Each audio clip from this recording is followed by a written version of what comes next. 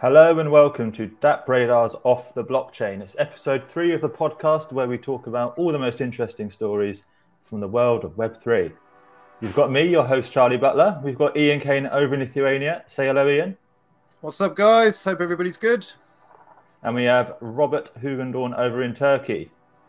Say hello, Robert. How you doing? How you doing? And it keeps cringy how you pronounce my surname, but okay. How should I be pronouncing it?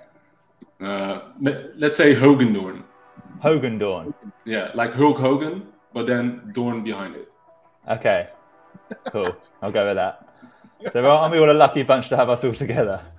To everyone who's listening and wherever you are in the world, hello and welcome. Now, we've got another great show lined up for you, and we have 3 exciting topics to discuss. We've got the Moonbirds, the latest NFT project that's been breaking records and making news since it launched on Saturday. We'll be touching on high-risk dapps and the red flags that are popping up all over the space at the moment. And we'll be talking about LooksRare vying with OpenSea for the secondary marketplace crown. So lots of information and conversation coming your way. But before any of that, how are you two? Robert, I'll go over to you first. How's your week been? Excellent, man. Excellent. Good weather. Nice, exciting stuff happening in the space. Just a week after we announced lots of stuff for DappRadar. Lots of positive energy, so I'm liking it. Thank you very much, Robert Hogendorn. And Ian Kane. It's not actually pronounced my second name. Is it Carne? It is actually. But don't worry about it, because I refer to myself Kane anyway. My week's been pretty good, man. It's been a very musical week for me this week. I found out that a new album was dropping that I'm going to be really into, so I spent the whole week going back over music from the same artist. Like, oh, nice. Probably spent about 80 hours this week with my headphones on. So it's been a good one. Delving into the old stuff. Yeah, man. So It's put me in a great mood. So make the most of it, lads. Right, to get your juices flowing, I've got a few headlines that I picked up over the week. So we've got ApeCoin is up 18.36%. For the last 7 days on rumours of a land sale of its new virtual world Other Side, which I'm sure people have heard about. The Steppen coin is up 50% over the past week as move to earn platforms get more popular. But so for anyone who is interested, Steppen is spelled S-T-E-P-N, and it's worth checking out the new move to earn craze, although apparently you can get on a bus and it moves around and you pick up tokens for that. So pros and cons. And last week I told everyone about the CryptoPunk that sold for $3.2 million. This week we saw a Moonbird sell. It was Moonbird number 7789, and it went for 205 ETH, or $612,000. There he is. And we'll be talking a bit more about Moonbirds, I think, maybe right now. So let's talk about Moonbirds, guys, as they launched last Sunday on the 16th of April. Already it's at the top of DappRadar's NFT rankings pages. So get yourself over to the DappRadar website and take a look at our rankings pages, because that's shot up right to the top for weekly trading volumes.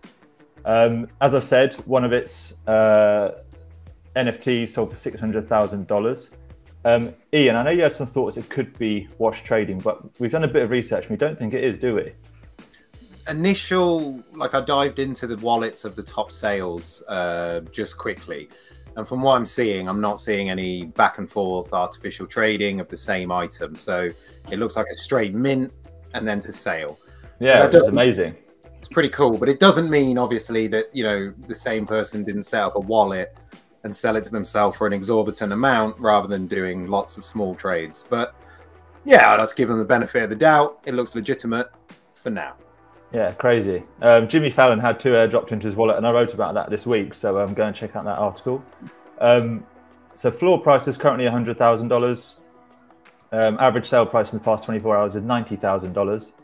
And it was started by the Proof Collective. They're a group of exclusive NFT collectors and creators, and their membership to the group currently costs around $420,000.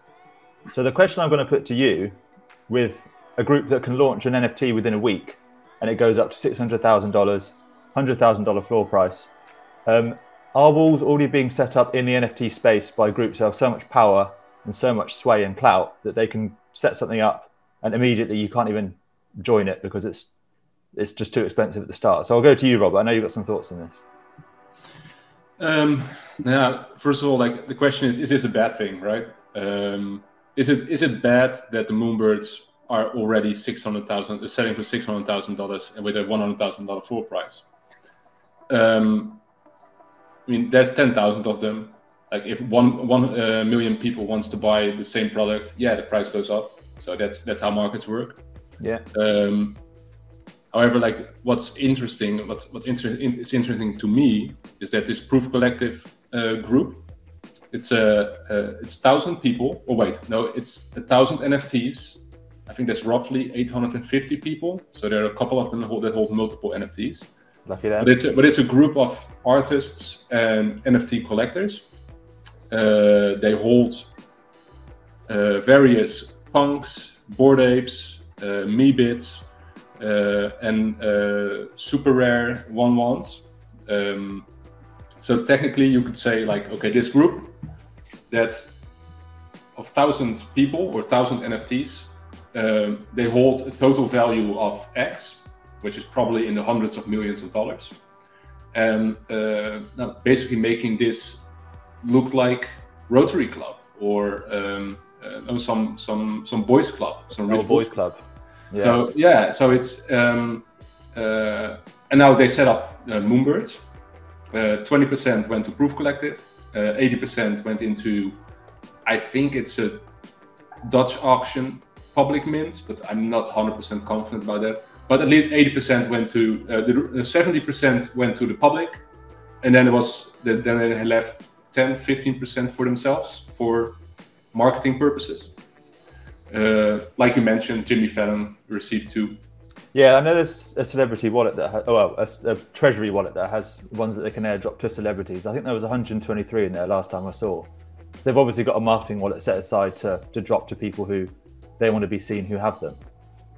Yeah, but then ultimately, like, is this a bad thing? I don't know if it's a bad thing, but like what I find interesting here is that, like you said, as a group of rich people, they launch an NFT, which automatically gets value because it connects to that super elite group of 1,000 NFTs. So if you're part of Moonbirds, you are not in the Proof Collective, but you can look through the window. You're Proof Collective adjacent, yeah. Everyone wants to be part of that in crowd, don't they? Through the curtains, like yeah, you can look through the curtains. No, but like there's like a social privilege that comes with it, and why would you pay that amount? That's something personal. I can't judge. The way I look at it is I see it as social networking, and perhaps finding like-minded people with big pockets to set up new businesses. Ian, what do you reckon goes on in these secret groups? What do I think goes on? I think it's an interesting question overall. Like what Rob said then about social privilege, I think is really interesting because social privilege has been forever something in society where groups of people have always gravitated towards other like-minded groups, and societies are being formed, and like billionaire boys clubs basically. It's not a new idea, it's been persistent for a long time. But I think what's kind of interesting for me, what I think about here is that so building a boys club or building a Rotary club or a unique gang of people, all with quite a high wealth net income, right? That's interesting for a couple of reasons to me. Number one is that it was already kind of been done in the fashion world. And I think the fashion world is quite an interesting comparison here in that you've got buckets of people that belong in the Gucci brand and buckets of people that belong in the Nike Adidas brands, for example. You choose your brand based on your purchasing power. So that's not something new. But the other thing is that these groups, these NFT collections, eventually, BAYC, whatever, they become very powerful marketing vehicles for products that can be marketed to those groups of like-minded people. For example, if you've got 10,000 holders of BAYC and you know that their net worth is high, it gives marketers the information they require in order to go out and market to these people. So that's more in the future, I believe, that we'll see how this will evolve a little bit. But is it a bad thing? Yeah, what do you reckon, Rob? Is it a bad thing? Yeah, it's interesting. To an extent, it already happens, right? I mean, if you are a Bored Ape owner or a CryptoPunk owner, you get a shitload of Polygon spam NFTs. Like, it's ridiculous, and spam tokens, and so many airdrops. People, people trying to scam you, of course. Like, it's ridiculous. But if you're part of that elite club, you automatically get scam and spam marketing. However, like, the way things should be moving is now, like, such a club like Proof Collective, like Yuga Labs / Bored Apes. Now they have a leadership group, and the leadership group should establish a partnership with Gucci, and then, like, the official airdrop happens, and then it's like communicated, and it proves to be a valuable proposition. So I don't want to give, like, aspiring NFT collections the idea that airdropping their shit to Bored Ape owners will help them, because no, it won't. It doesn't. So it's actually an interesting point you make about new collections, because even though there's this Proof Collective has sort of got its wall set up around its own community, there are still no barriers to entry to start your own community up with blockchain technology. So it's a good thing that, unlike the old days, you had an old Rotary Club, but you'd have to build a building if you wanted to make your own Rotary Club, and people couldn't afford to do that. Yeah. As long as you've got internet connection and a computer and the drive and the creativity, you can start your own one up that in 5 years' time could be just as big. Yeah, I know that. Yeah, or in a week. In a week, yeah. I mean, you'd do well to get as big in a week as a Proof Collective, but certainly if you put in the time and effort and build up your community organically, you can do it yourself if you want. It also shows as well, like, putting high value on things is, people associate something with high value. They see quality, they see an exclusive, like you said, you're peeking over the wall. You want to get in even more because the value is high. And I said it earlier, it's like the big red button on the wall. Everybody wants to press it, even though it says don't press. Like, that's how humans work. So it's very, like, simplistic marketing techniques, in my opinion, used here, but it's working, and it's working amazingly well. So yeah, no, it definitely has worked. I mean, we'll see how long it stays up for, and how if it goes down or goes up, or if it's a risk or not. But there's obviously loads of risks and things like that out in the world of dapps. So Robert, I know you want to talk about high risk dapps in general. Risky business, as we're calling it. This bridge was amazing. I came up with it just like that. Nailed it. Nice. Yeah. Now, if you're an avid DappRadar user and you scroll around the rankings quite a lot, then you notice that in the top left of the rankings, there's a new button. Now, press the new button, and you get all the new dapps on DappRadar. Now, what crossed my not my mind, but what I saw is that there's an insane amount of high-risk dapps at the moment, and it's growing fast. Like, we already, within DappRadar, now we police that kind of stuff, and the community helps us. So we see, and people notify us when a scam project is listed. Yeah. Dapp developers can add themselves, by the way, so it's not like we have a full police force here. So the point is, like, there are many high-risk dapps, and right now there is 76 new high-risk dapps in the past. What is it? 10 days? I think the week and a half. The past 10 days, 76 new high-risk dapps, and they're called, like, Gold Grinder, Matic Mixer, BNB Boost, Baked FX. Yeah, if you put a name, even like Ponzi Protocol. I think you get a lot of ones that they put a name that people sort of know, and then put something on the end of it that then it's dodgy. But and like we get lots of alerts from people saying, like, this dApp is made by developer X. He already rug pulled twice, or 3 times, or 5 times, or 10 times, or weekly. And they just, what they do is they launch a Ponzi scheme app or a high-risk gambling app. It stays online for a week, 2 weeks, 3 weeks, maybe a month. It goes, they take it down, launch a new one, different name, different skin, and go time. Yep. And that makes that high-risk category so tricky and I can't say if anybody makes money from it. Probably the developers, but anybody else, because honestly I don't know. But yeah, it just looks very tricky. So I took a screenshot of one of the more bigger ones. It's called here we have it, BNB-miner.finance, and it makes you stake BNB, and then over time you get it back, and ultimately you will start making a profit. Just my advice to anybody like jumping on these things: just don't do it. Like, quick question: is that an actual screenshot from the platform? Yes. Because if I saw that screenshot, if I saw that platform with that sort of artwork, I might immediately red flags are going, because it doesn't look legit, does it? No, but it's also a bit of the worrying thing. Like it's like gambling, right? With gambling, you know that there's a high risk that you're going to lose. But if you have a let's say 1 in 20 chance of winning the jackpot, interesting, interesting proposition. Like, lose my money now, or maybe I have this chance to win $100,000. Who knows? Yeah. So like this whole, yes, it looks shitty, but it's all about the proposition. Like, okay, what do people think they can get out of it? And that's promoted in such a way that it becomes interesting for people to jump on it. Yeah. Like this particular DApp has 6,000 BNB in its smart contract. 6,000. Ian, what do you think the answer is to getting around these dodgy high-risk dapps? Do you think there's a way of combating it? Is it just more moderation? Is it all the community coming together?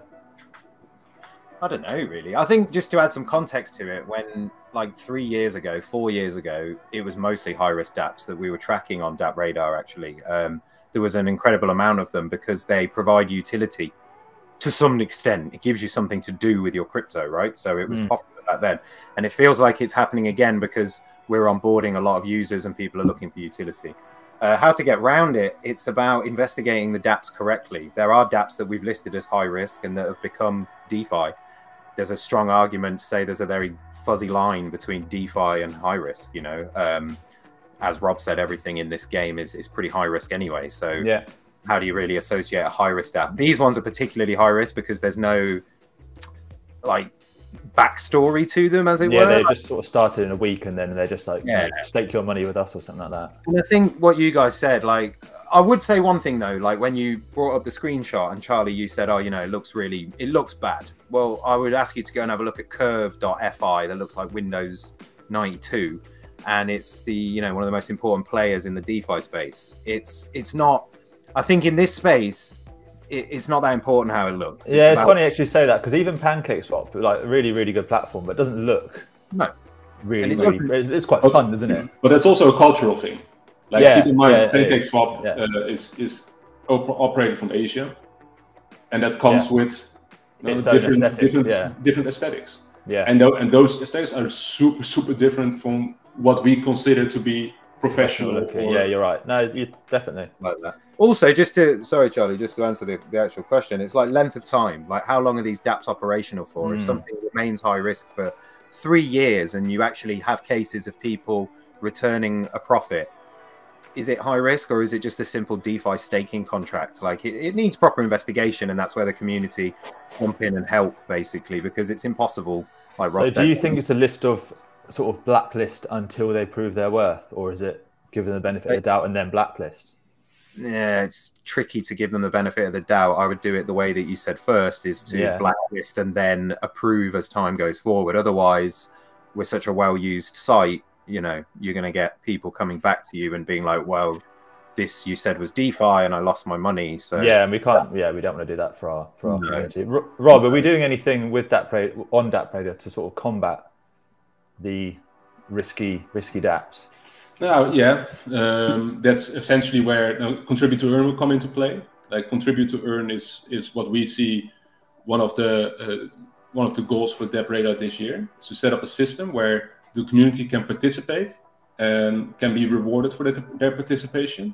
And participation can be anything. Like we're now talking about high-risk dapps. So if you see a scammy project, you can flag it. If it's correct, you will be rewarded. Yeah. The same way, spam tokens, spam NFTs, all the kind of stuff. There's hundreds, thousands, maybe even hundreds of thousands of spam, scam, and everything, and high risk, and everything. Yeah.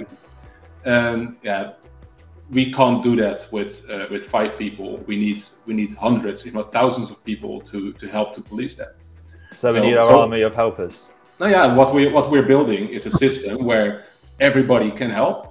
You don't need to help, but if you want to help, you can, and you can be rewarded for that. And you'll be rewarded with radar tokens. Yeah. Which are amazing. Everyone. So get involved. It's pretty cool.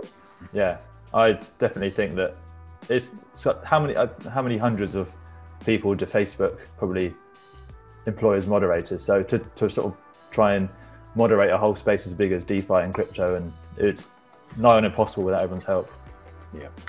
Yeah, definitely. Yeah, I definitely agree. And then, sorry, were you going to say something there, Rob? No. No. All right. So, sorry. Talking about also potentially dodgy high-risk stuff that then LooksRare had its dodgy moment at the start of the year when there was a big thing with wash trading and things like that. But now LooksRare is looking to conquer the OpenSea. And it's vying with OpenSea for its crown as the preeminent secondary marketplace out there. So, Ian, I know you had some thoughts and you want to talk about this. Yeah, I've been watching this all year, really. I think it's a really interesting battle that's going on here between LooksRare and OpenSea. So just to set the scene a little bit. So LooksRare launched December 27th and then dropped a token on January 11th this year, 2022. And basically what happened is that anyone who'd done any trading on OpenSea and had received at least 3 ETH, I think it was, in the last 6 months on OpenSea, then got dropped a whole bunch of Looks tokens. So what it did was basically incentivize people to rush over to a new platform, use the tokens. Oh. We've lost Ian. Rob. Yes. Can you pick up the story? Or do you want me to? No. Ian is back. I think I'm back. Yeah, am I back? Aha, oh, okay. Yes. The dongle's working. Sorry. Forest internet, you know how it goes. Where did we get to? So yeah, they airdropped all the Looks tokens, and then basically people were incentivized to list their NFTs over on LooksRare, because if they didn't list an NFT, they couldn't pick up their tokens. So it was like in the same way that it was like a liquidity vampire attack kind of thing that happened. They were sucking out users and sucking out all the value from OpenSea. So it was a pretty controversial start, but it worked for them. In the first, I think it was in the first week, they generated like 19 million from just over 2,000 traders. Decent. So it started to catch up with OpenSea like really, really fast. But then what we really noticed was that one of the requirements basically was that you were receiving Looks tokens for trading. So simply buying and selling. So then obviously people started to do artificial trading, whereby, and I think we've got a screenshot actually that shows it a bit more clearly. Yeah, there it is. So as you can see, look, you've got 1,000 WETH, 980 WETH, 1,160 WETH, all similar values going backwards and forwards between 2 wallets, basically. So people were trading their NFTs, inflating the values and getting Looks tokens as rewards. So that was all good, but it really did help them almost, well, they did overtake OpenSea for a period of time. Then, what else? What happened after that? Sorry, it's such a the halving, the reward halving. Yes, that's it. Then they halved the rewards, so that the incentives dropped basically. So activity on LooksRare calmed down a little bit, and OpenSea started to show again why it had been in the lead for such a long time. Reclaim its crown to an extent. Yeah, to an extent. Yeah. And then OpenSea had a whole bunch of issues, like they had an email hack, and I think that was one. The Bored Apes things got stolen.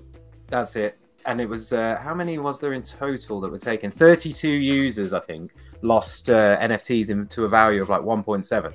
So OpenSea was like starting to come back and then had its own problems to deal with, and they didn't deal with it very well. Let's be honest. It kept happening, didn't it? Yeah, like they just didn't seem to take the gravity of the situation strongly. They weren't very good at communicating with their audience. So then we got another marketplace arrive called X2Y2, and they did the same thing. They airdropped a bunch of tokens to people that had used OpenSea in a similar fashion, but they kind of died down a little bit. So then now where we're at this week is that LooksRare's rolled out a new campaign of reward. And Robert will pick the story up here. So what's happened with the new campaign? LooksRare now has the ability to reward people for listing an item, but not listing as in, oh, I will just list it for $2 million, so nobody will buy it. Now you need to list it around the floor price, and if you do so, you're getting looks as a reward. So yeah, so it's stopping people from sort of gaming the system by making it, listing it, and knowing they won't lose it. And it creates liquidity. It forces people to like if you want to sell your item, now you can get paid for listing it on LooksRare, and you get paid for actually selling it on LooksRare. Yeah. And of course you get the money from the actual transaction. Yeah. So it's actually super interesting if you really want to sell. I read some research somewhere that like if you really want to make money just with listing, then you need to have a top 10 NFT from the top 10 NFT collections. Then you can actually make money from listing. But the rewards system they introduced with for listing NFTs, that goes only for the top 25. But let's say now you have a a number 20, 21 type of NFT collection, then probably you won't really make money. At least you can't make money or make profits from listing your item. Yeah, that seems to be in your back. Yeah, just sorry guys. Did you mention? Yeah, Rob's just talked about it then, about the fact that you need a top 25 NFT in order to even benefit, and that really you need a top 10. And I'm just thinking, this goes back to the first thing we're talking about cliques, about groups, about exclusivity for gangs of people. This is a deal for the top 25 people or top 10 NFT holders out there. LooksRare get what they need. It will work for them. But moreover, it's like these top 10 holders are just continually benefiting from their purchases, I suppose it's testament to the kind of you need money to make money. Yeah, and as with everything, like the top sort of 10% are going to be the ones making the bulk of the cash and the trades and the output. And it's interesting from that perspective, I think, really. But the bigger question is, like, what do we think? Correct me if you've already gone into this, but like, can OpenSea survive in the longer term, or do we see like a bigger changing of the guard here? Because LooksRare, let's be honest, it looks better in terms of its functionality. I quite like OpenSea. I think it's quite clean. It looks a bit sexier.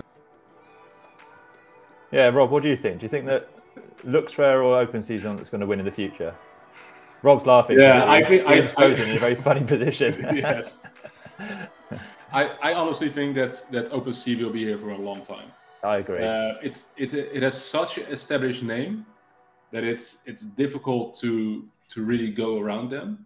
There's an awful lot of liquidity and eyeballs there.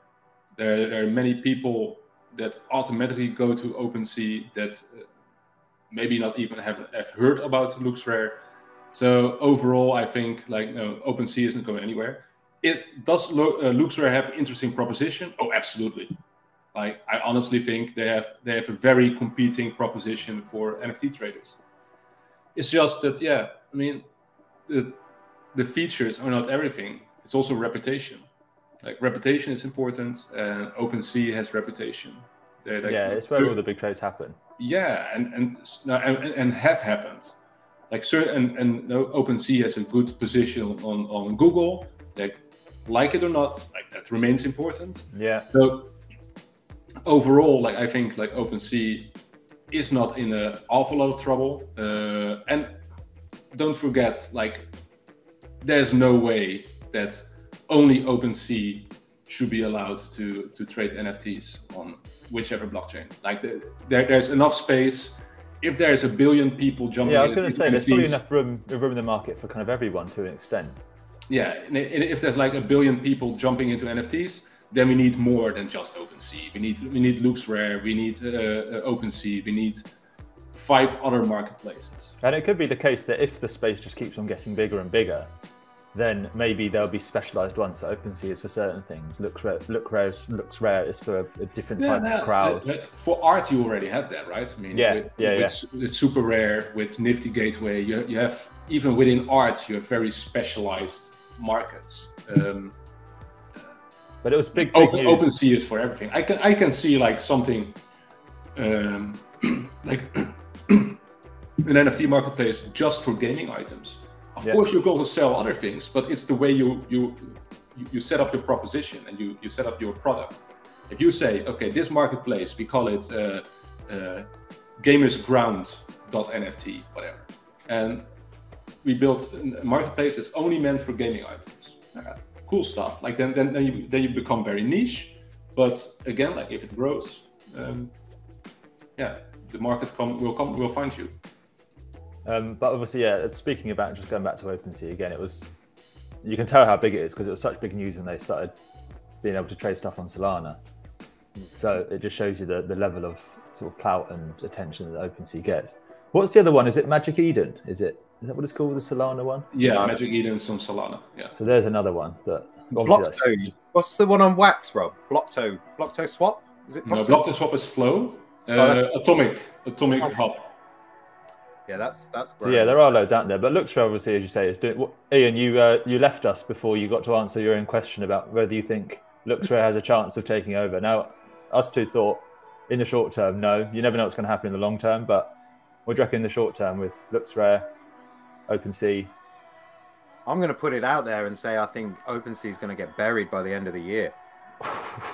Right, we're going to come back to this in about 4-6 months. Yeah. Screenshot. Yeah. We can come back to it for sure. I've said it so many times. That. Again, it's like the Facebook thing. I'm going to use the MySpace. You know, OpenSea was first. It doesn't mean they're the best, and it doesn't mean they'll be the last. Like, I think they've had their introductory phase, and now it's time for other people to step in and divide genres. Like you guys said, art, gaming, NFTs. It's going to become segmented, I think. So they're like the big brother. But ultimately, like, you know, whether you're talking about dapp discovery platforms or NFT platforms, like there will be not 5, not 10, not hundreds. There will be thousands. Yeah. And they all will, some of them will cover them all. Some of them will specialize. Mm-hmm. I can imagine a discovery or NFT platform aimed at MMORPGs becoming popular. Yeah. Or one that's only aimed at, let's say, PFP collections for a lack of better creativity. Yeah. But I can really see that stuff happening, like the fragmentation. Like right now, the market isn't big enough for fragmentation. Yeah.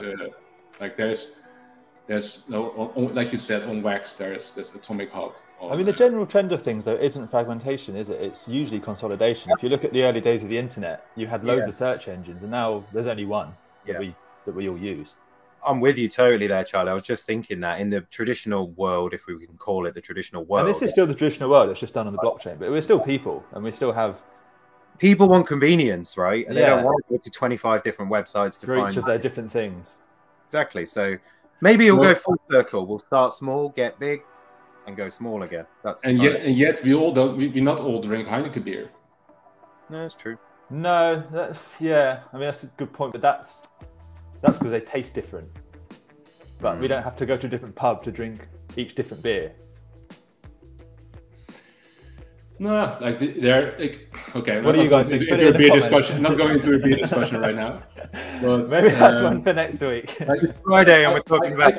I'd argue that there's that even a niche product, like not all products will need 500 million people to be successful. You know, like a product with 100,000 active, like passionate users can be just as successful. So I don't know. To me, It's not necessarily about being the biggest. Maybe LooksRare, maybe OpenSea, but products can exist next to each other, all taking care of a certain niche. Yeah, I honestly see a future with thousands of marketplaces. Now, on the topic of being the biggest and the best, we have a few updates from DappRadar of what's been happening over the past 7 days since our last podcast. So, Robert, I'm going to send over to you and you can give us a few updates on what's been happening with DappRadar. So this week we announced that Hedera has been integrated into DappRadar. So everybody who is into the Hedera blockchain, Hedera network, Hedera hash graph, or whatever you want to call it, their dapps are now findable on DappRadar, which is pretty cool. And the good news is now we have more integrations coming. In the coming weeks, you can expect 2 more new blockchains being added to DappRadar, but we can't say which ones yet. So that's a bit of a pity. Yesterday, we published, or Wednesday, the new blockchain game report, already widely reported on by other media. So that's great. Now, blockchain gaming keeps growing, 2,000%. Huge space.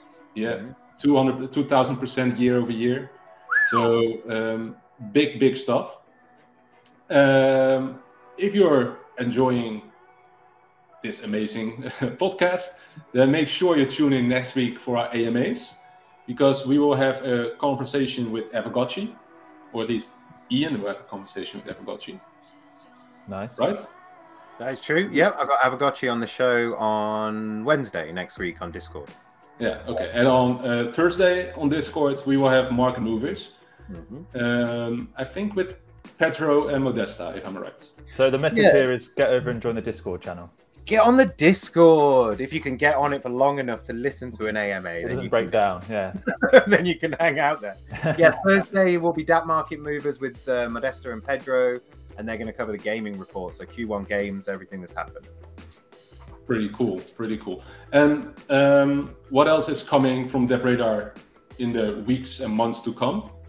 Well, we actually we have 2 things coming in May, 2 pretty big things. First of all, we're going to introduce the NFT Collection Explorer. So just if you go to DappRadar.com/NFT, now you see NFT sales, you see the marketplaces, and you see the trading volume of each collection, right? The problem is that right now you can't really search in a specific collection. You can't, you go to the Dapp page, but that doesn't really show you the NFT collection. So with the new NFT Collection Explorer, we will add a whole lot more utility to the way you can discover NFT collections, discover their metadata, and find your favorite Moonbird or punk or whatever type of NFT you're looking for. So that's kind of cool. And the other big thing that's coming is the mobile app. Like that's really something I'm looking forward to. Like the cool thing about the mobile app is that it 100% connects to your own account. So if you make an account on DappRadar.com and you use your login credentials to connect the mobile app, then you get access to your portfolio.